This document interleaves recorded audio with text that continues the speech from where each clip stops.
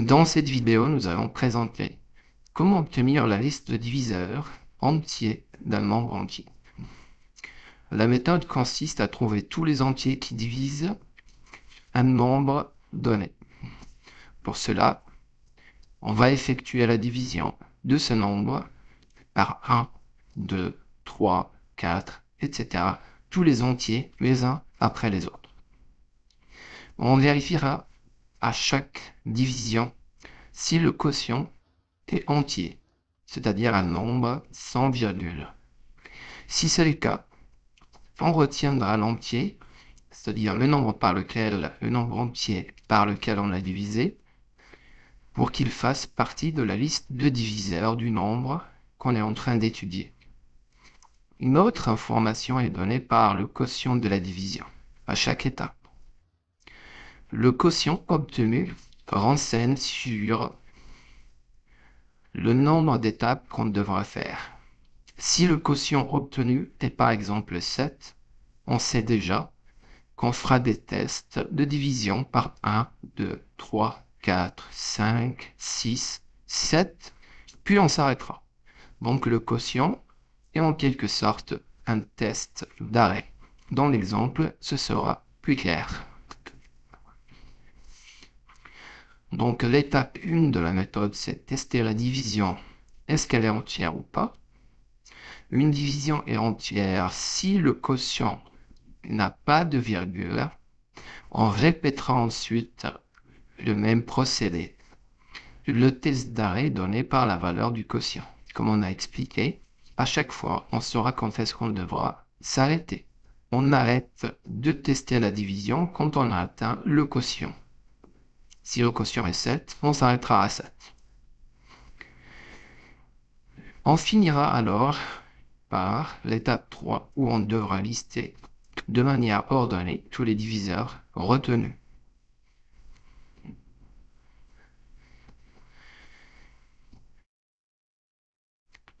Question 1. Liste de diviseurs de 126. Première étape, le test de division. 126 divisé par 1, 126.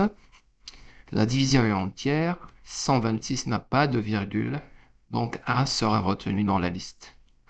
126, c'est-à-dire le quotient, peut déjà dire qu'on s'arrêtera à 126. 126 divisé par 2 égale 63.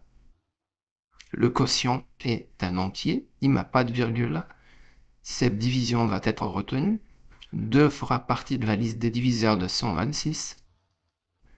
On sait déjà aussi qu'on arrêtera les tests à 63, le quotient étant 63.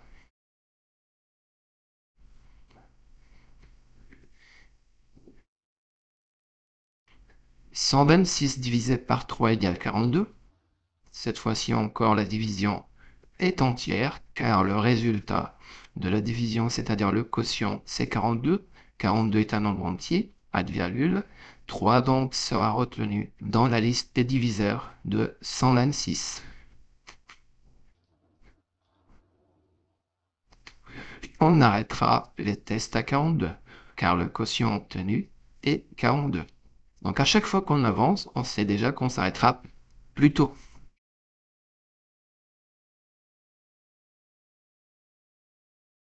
On passe à la division par 4.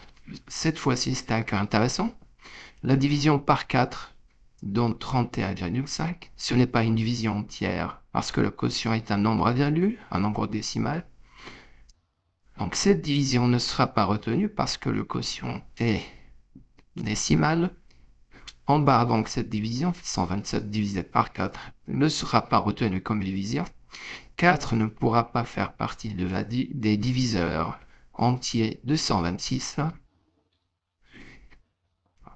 Cependant, le fait d'avoir effectué la division nous renseigne encore sur notre test d'arrêt. On sait déjà qu'on s'arrêtera à 31.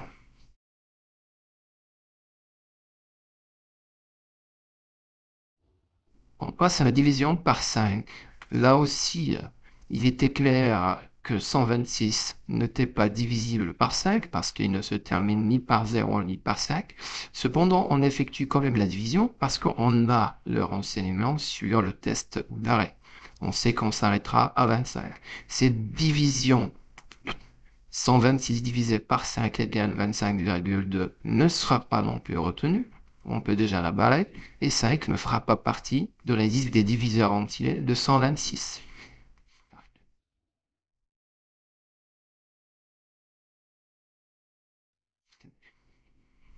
On va passer maintenant donc à l'entier suivant. 126 divisé par 6. Cette fois-ci, la division est entière, le quotient est impair, pas de virgule.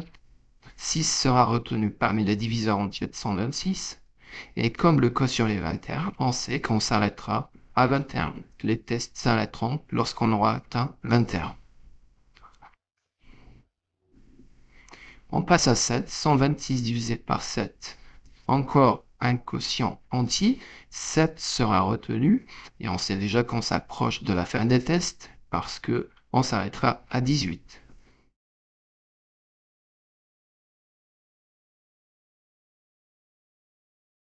On passe à la division par 8. Encore une fois, un quotient non entier. 15,75, 8 ne sera pas retenu, mais le fait d'avoir effectué la division nous dit déjà qu'on arrêtera les tests à 15.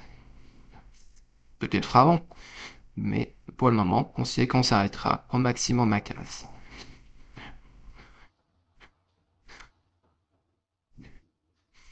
On teste la division par 9. 126 divisé par 9,14, la division est entière. 9 sera retenu dans la liste des diviseurs de 126. Et on sait qu'on arrêtera les tests à 14.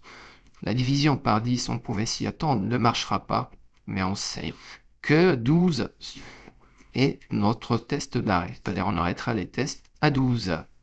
Donc il nous reste à tester 11, et après s'il le faut, on ira jusqu'à 12.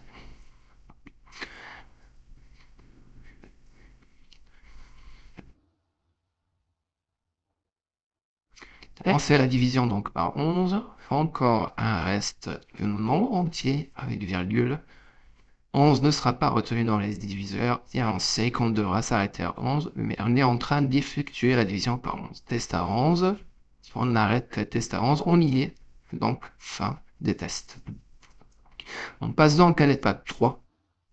On va lister les diviseurs, liste des diviseurs de 126, on va les lire de manière à les ordonner, c'est-à-dire en commençant par le haut, puis on remonte. Donc 1, 2, 3, 6, 7, 9, puis on remonte. 14, 18, 21, 42, 63 et finalement 126.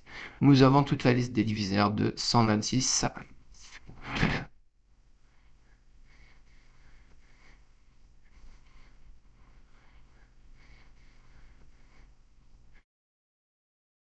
À vous maintenant. Vous pouvez faire pause et vérifier que les diviseurs de 60 sont 1, 2, 3, 4, 5, 6, 10, 12, 15, 20, 30 et 60. Il suffit d'appliquer la même méthode expliquée dans la vidéo.